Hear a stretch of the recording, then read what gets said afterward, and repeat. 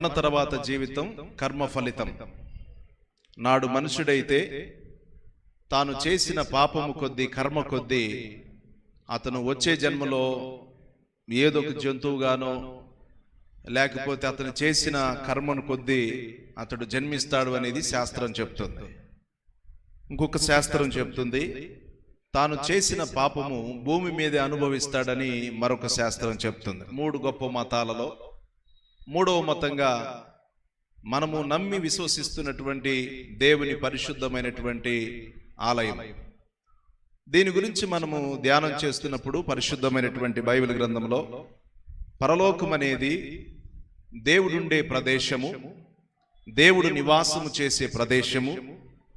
ప్రియులారా, ఎక్కడి నుంచి అయితే మానవునికి రూపు కలిగిందో అక్కడికి తిరిగి మరలా మనమందరము కూడా వెళతామనేది దేవుని యొక్క అద్భుతం.